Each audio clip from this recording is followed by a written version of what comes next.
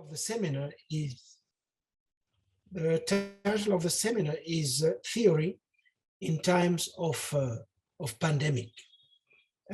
So I will be sharing a set of reflections on this issue over the next 4 sessions, starting with the one we are having together today. So let me go straight into the matter and share with you a set of preliminary remarks, and then take it from there and develop whatever I have prepared. And then we'll have, as Zach said, a moment of conversation by the end of the hour and a half. So let me start by remarking that from whatever angle we look at it, it is pretty clear that our world is in turmoil. Of course, one might say, but when is it that it hasn't been in turmoil? What's new in the what we are observing today? What makes us believe that there is anything new at all in what is going on? We will be dealing with that very issue during this seminar. The question of the newness, the question of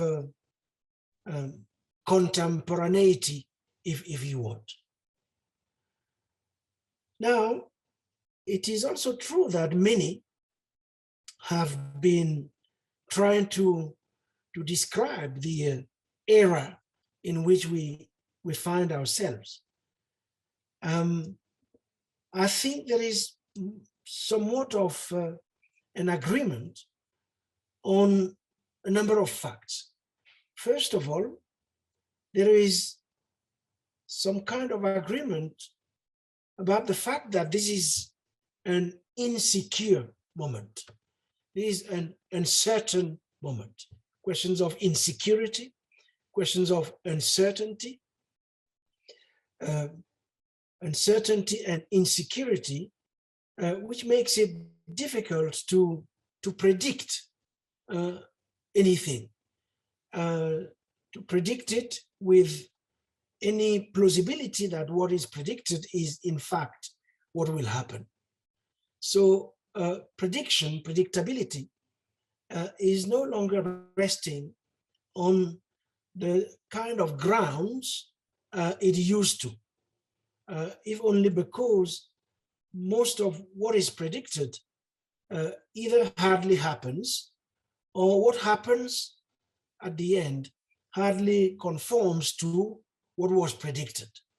So a crisis, which is therefore foundational, almost epistemological, which is at the heart of the moment, and which makes it somewhat complicated to act in any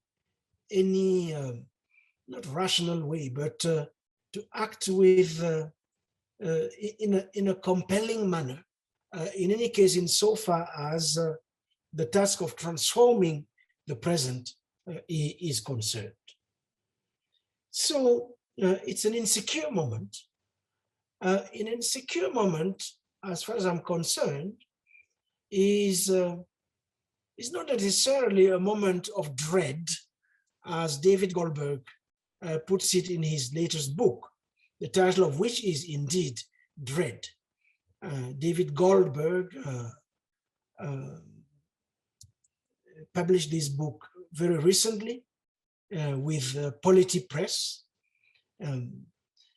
So insecurity, in the sense that it's a moment that promises nothing, the absence of promise.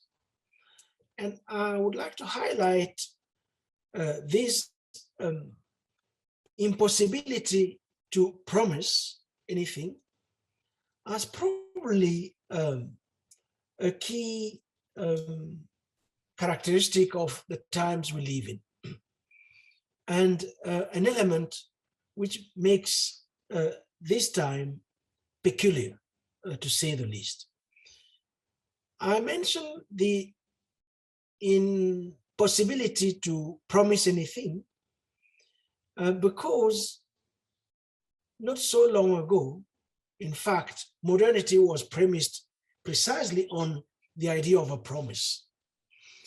I say modernity, but one can go further back.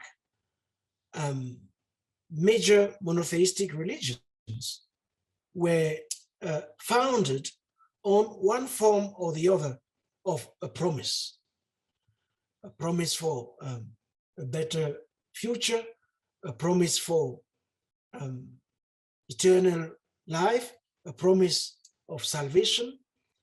Promise was at the heart of what history was all about, whether one dealt with secular history or, for that matter, religious history, messianism being indeed that big moment when the promise becomes an event. And people can partake, therefore, of the event. They can not only witness it, they can also benefit from its happening. So then a moment which I characterize as a moment that promises nothing. It promises nothing in a world dominated, I would argue, evermore by the specter of its own demise. And this was not the case not so long ago. In any case, it wasn't a key feature of modern times. Modern times were premised on the hope that the world would get better. It was not premised on the specter of a world waiting to fall onto itself, to collapse into itself. So that's a second, if you want, let's say, element of differentiation. It is thirdly a moment which is defined by an equal redistribution of vulnerability. An equality today is, one can make this point compellingly, it is not only material inequality. It's not simply about the fact that some have more than others. It's increasingly inequality about who is exposed to what kinds of risks more than who else. It is increasingly about a process of sorting out between those who are, if you want, insured and those who are not. Those who count and those who do not seem to count. Those who are worth it and those who are disposable and therefore can be abandoned or exposed to greater risks, which are called then an equal redistribution of vulnerability. So that's the third element, politics of abandonment, who can be abandoned and who has to be, let's say, forsaken, and who has to be taken care of. We see it in particular in the context of COVID-19. We have seen it in terms, for instance, of the vaccine apartheid, as it is called, and the fact that certain parts of the world, although they were able to buy their own vaccines, were nevertheless, because of the mechanisms of not only the market, but the violent structuration of the world, couldn't, of course, have access to means of protection against a virus that knows no borders. Fourth element of the newness of what we are going through, it's finally a moment which is characterized by forms of violence which are simultaneously futuristic and archaic. That combination, that simultaneity of old archaisms in terms of the deployment of violence, but also new forms of violence that are automated, if you want, that are built in the logic of automation that is so characteristic of our times, of the technological escalation that is driving life now.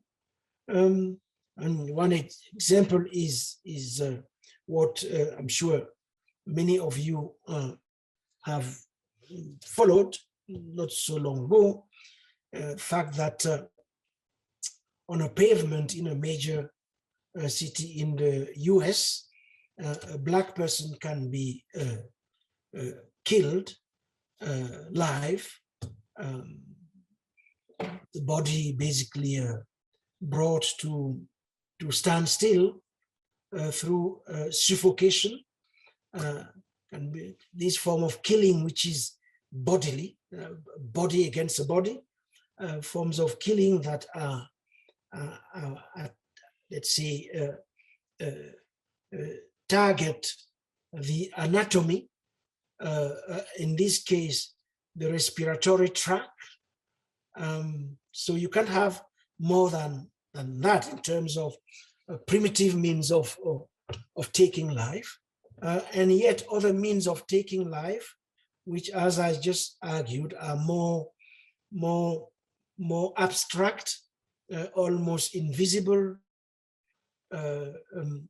administered through nanotechnologies and nano devices, inflicted in the very process through which reason itself is being automated. So that's what I call futuristic on the one hand and archaic on the other. So you have these two logics permeating, let's say, the social life of those who have been understood to not count, to fall in the trap of an equal counting, if you want. So I've given you, therefore, a number of lines of thought as to how we can problematize the newness or the contemporary in our times. Now, it seems to me that this is part of what certain traditions of critical thought or critical theory have been grappling with of late. And these debates have been reached a level of dramatization we have all witnessed in the context of the pandemic. And therefore, I would like to say two things about this, about the fact that most of those debates, most of these discussions, the pandemic has elicited, most of them, I think, can be divided for the sake of convenience, at least in two categories. And I will just comment briefly on those two categories. Of course, there are many more, but I'm interested in these two because they seem to me to be expressive of the edge most of these discussions are taking. So there is, first of all, a number of discussions I would characterize as functional and pragmatic. What do I mean by that? By this, I mean those discussions whose main concern has been for instance, the consequences of the pandemic on the global system. You see a lot of such discussions.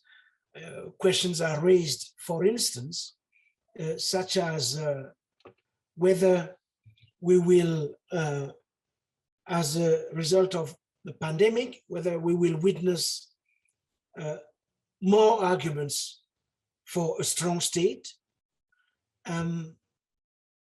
Questions are raised such as whether the nation as an idea will rise up again, because as you know, over the last 25, 30 years, one key argument has been that globalization has somewhat,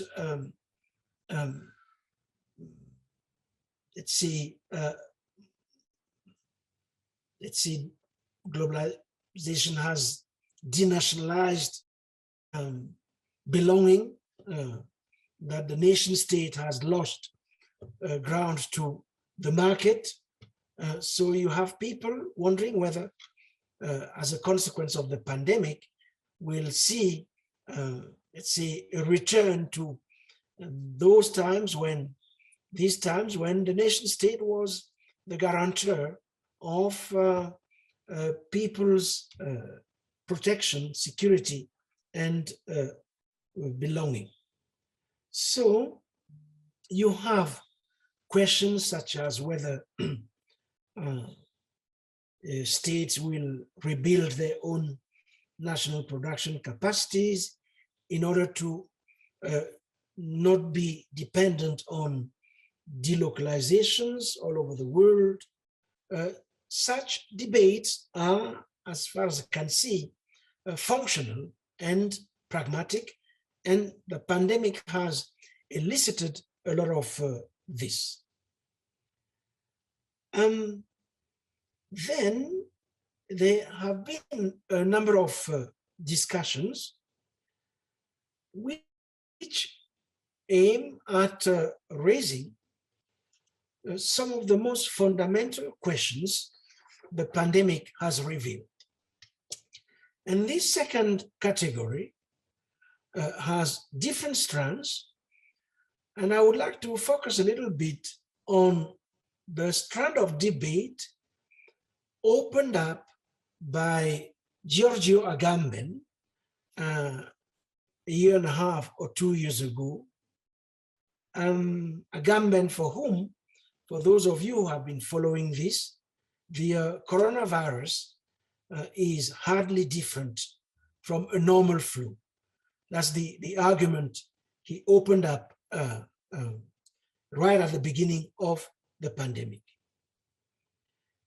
For him, it was nothing more than a normal flu.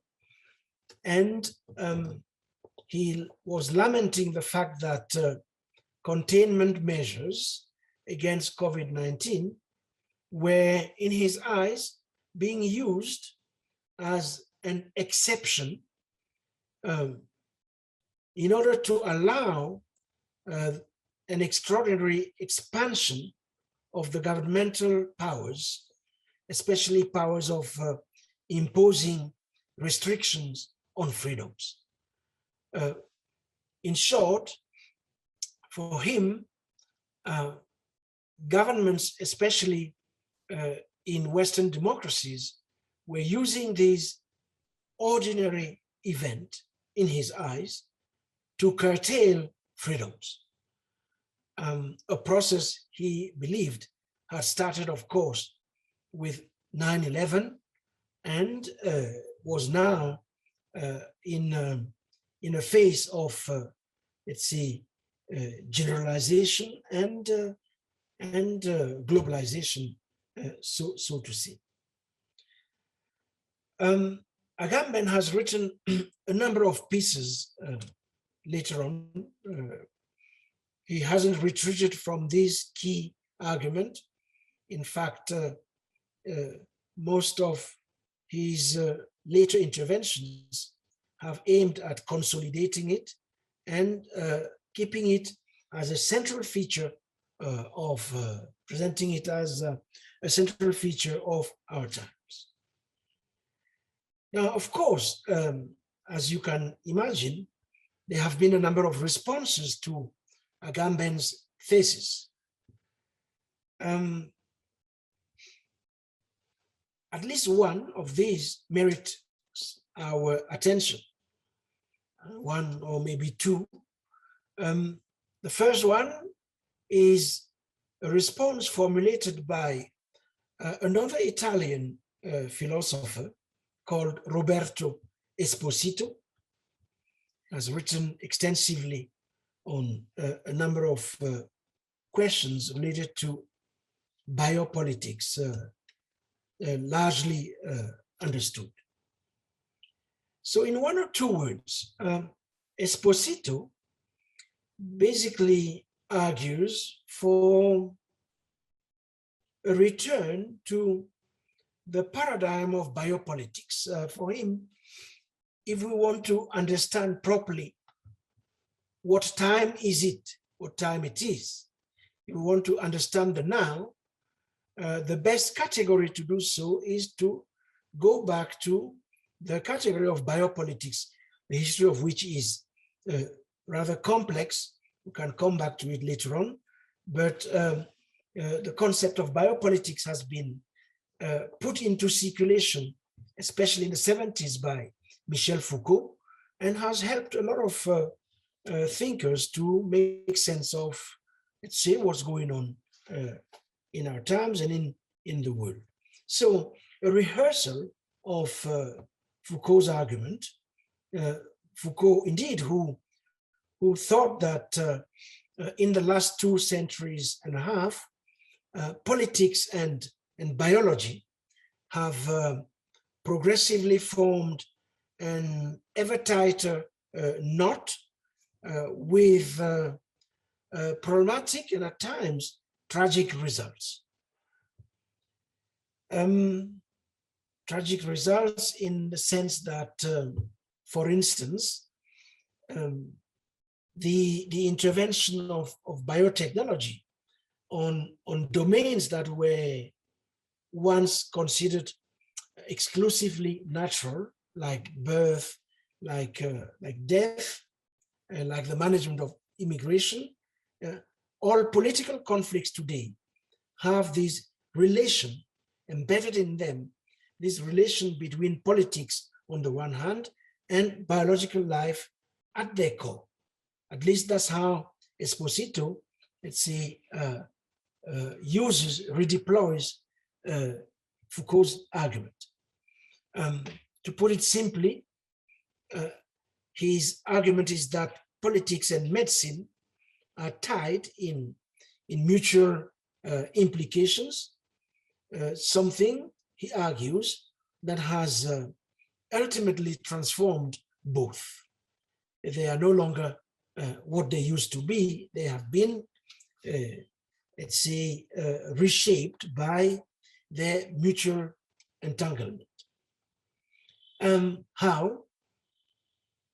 In the sense that I'm still developing Esposito's argument, in the sense that on the one hand, what I'm describing has led to a process of medicalization of politics, which shows itself as more and more dedicated to curing its citizens from risk. It is often responsible for emphasizing.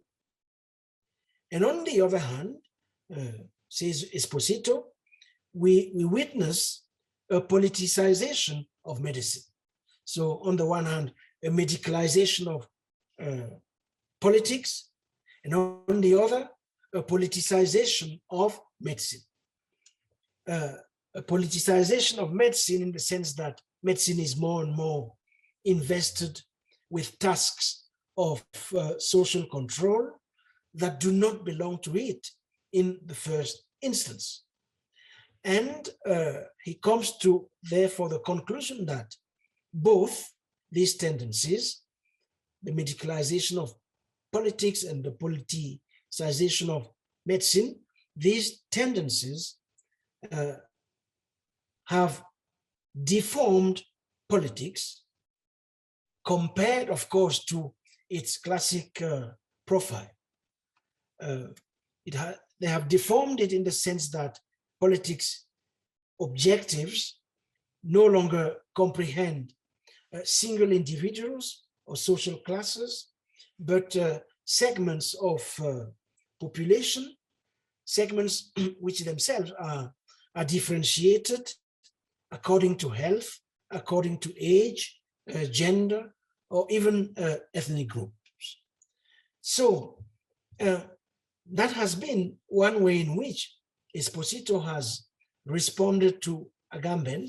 And as you can see, he has developed his argument a bit more than Agamben himself, who, let me recall briefly, has focused his intervention on the move towards procedures of exception that for him will anyway in the long run constitute a risk to democracy. So that's one way in which some of these debates have unfolded in the field of critical thinking or critical theory. So I mentioned Esposito. I would like to bring on board a second thinker who has intervened in these debates. What is it that COVID-19, how can COVID-19 be understood from within this tradition of thought? Now, the second author who has intervened quite importantly in this discussion is Jean-Luc Nancy. Nancy, N-A-N-C-Y. Jean-Luc Nancy was, during his life, he was a very good friend of Jacques Derrida. Nancy died, I would say, 2 months or 3 months ago. This, what I'm going to share with you, is part of his latest writings. I mean, he wrote it just probably a year before his death. Now, Jean-Luc Nancy takes an entirely different approach to that opted for by Agamben and Esposito. He considers the virus as a magnifying mirror. But really he picks up on his earlier reflections on the community. He's known in contemporary philosophy as, among others, one who helped us reflect as deeply as we could on the concept of the community. So he picks up on his earlier reflections on the community which as you know, in Western political thought, has been conceived since Rousseau as an organism in which all its parts are integrated into a unity. A unity whose end is itself. And a unity which subordinates some parts of the body to others according to their function. And in fact, early fascisms carried this organic metaphor to completion. And this, as we know, led to unimaginable catastrophes. What I'm saying is that the concept of the community, which has been absolutely central to Western political thought, has been apprehended in many, many different ways. One of them, which was key, was the fact that it was apprehended as from an organic perspective, as a body that is composed of many different parts, each of which is subordinated to the whole, to its unity, and each of which is therefore always understood in relation to that unity. Now, there have been a second way of thinking the community in Western political thought, and this has been framed in terms of the community as the embodiment of the nation. So when you hear the community, the concept of the community being deployed in Western thought, in a number of instances, it has been, in fact, a placeholder for that other concept called the nation. Now, the argument Nancy is making is premised, first of all, on the belief that over the last 40, 50 years, we have witnessed, according to him, a relative disappearance of the nation. I mentioned early on those who believe that what part of what globalization has done is that it has undermined the nation state. And Nancy seems to agree with that. Thus, his argument according to which we have seen a relative disappearance of the nation. Next, this relative disappearance of the nation, according to him, poses great problems for democracies. Why does it raise this disappearance? Serious problems for democracies. It raises serious problems for democracies because I'm still giving you Nancy's argument, because the unity of democracies, what provided democracies with qualitative unity has disappeared. Democracies are no longer constituted by their inner unity. That unity has been, let's say, replaced by immense technological and economic networks. And these immense technological and economic networks have left subjects feeling lost, feeling abandoned, feeling purposeless. So neither the nation nor democracies, which are, of course,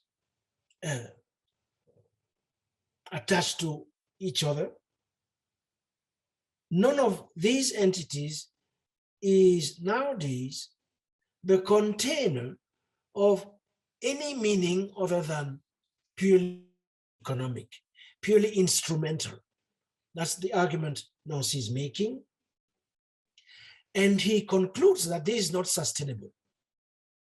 This is unsustainable. Why? Because either one projects oneself completely to the outside, but ends up detached from society, or one mourns the loss of the nation while building the kind of resentment that is the consequence of the unbearable loss of connection. So if you want to put it simply, he mourns the loss of community. And he argues that the loss of community, meaning the loss of connection, the loss of this sense of being part of a bigger body, this loss has opened the door to a crisis of democracy. A crisis which is a crisis of meaning, which is not simply a crisis of institutions, which is a crisis of meaning, meaning here in the sense of a sense of purpose, a capacity to project oneself beyond oneself, a capacity to espouse a communal project. In this respect, Nancy then believes that COVID-19, or in any case the pandemic, offers us a magnifying mirror of our uncertain futures. So what I have done so far, if you are following carefully, is that I have given you, I started from a set of questions about the newness of our times, about our contemporaneity. And I have given you 3 tableaus: the Agamben tableau, Esposito tableau, and now Nancy, Jean-Luc, 3 tableaus which open up, let's say, the possibility of mapping our times. Mapping our times through a reflection on, let's say, the core concept of a crisis, of that which puts into question that which used to be. It puts it into question, but without offering any answer that allows people then to move to a new epoch confidently and securely, if you want. Now, let me finish with Nancy, and then maybe we'll have a short moment, if only of clarification or even questions. So for Nancy, the true causes of the crisis, lie in the unequal conditions caused by global capitalism. So, as you may notice, this is the first time we bring on board this form called capitalism.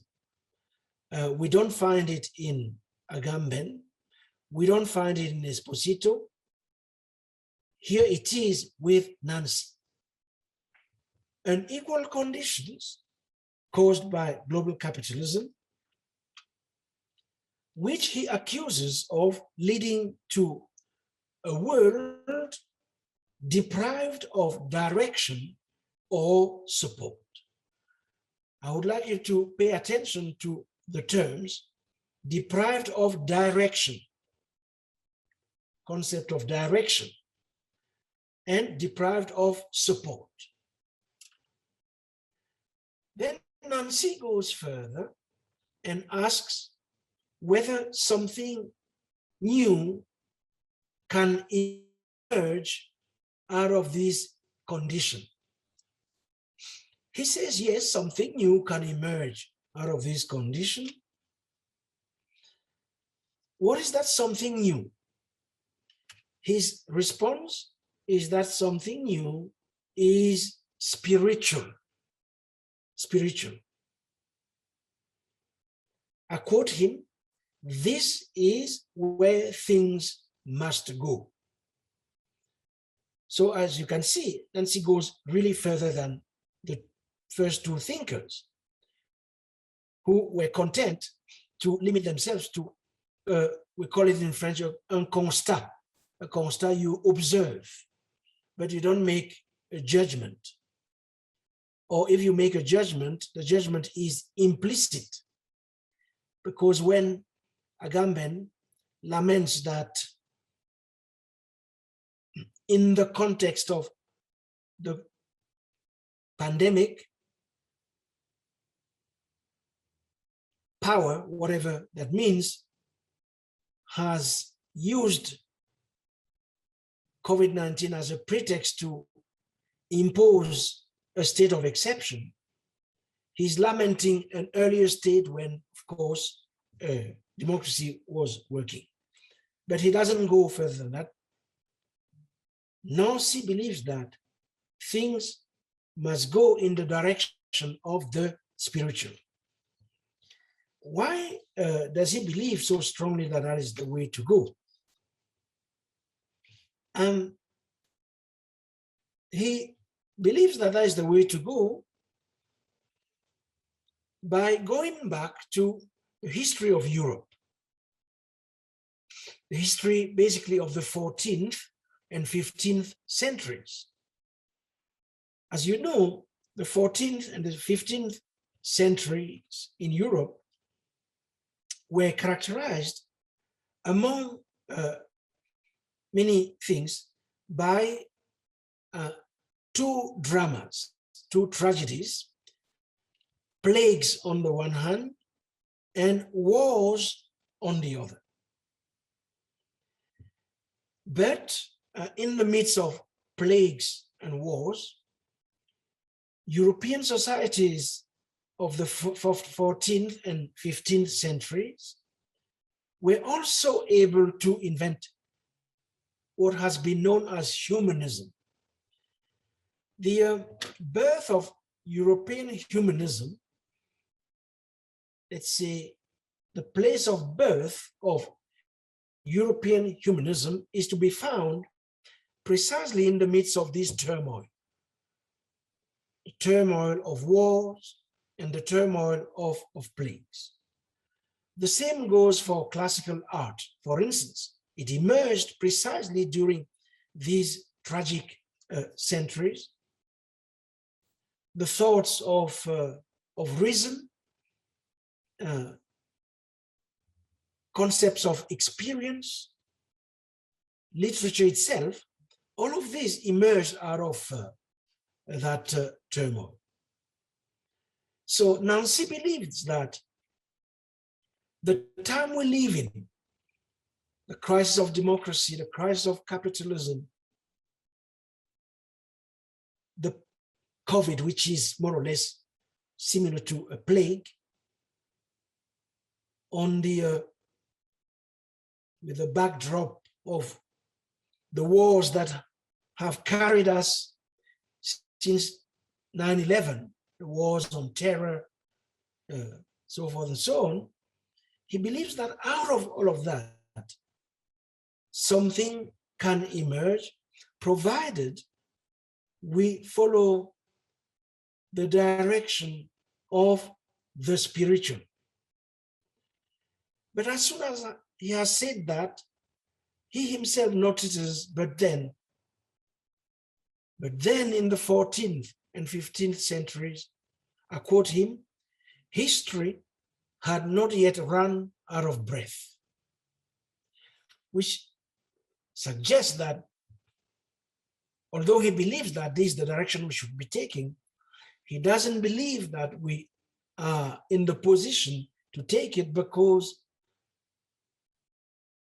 without saying it and yet saying it, because history too may have run out of breath. So rather, if you want, pessimistic conclusion, he seems to regret the time when myths were still available. That history has run out of breath today because of the lack of proper myths. Myths have disappeared. Today, myths are no longer available as they used to be. I quote him, they have been replaced by closed, obtuse, and above all, resentful mindset. And the future itself is nothing but a technological category, he concludes. So here again, no promise. Here again, no future. Or if there's any future at all, it has no content. It is just a set of devices. The future itself is nothing but a technological category. So let me maybe stop here and open up a space for, let's say, questions, whether of clarification or of substance, before we move on.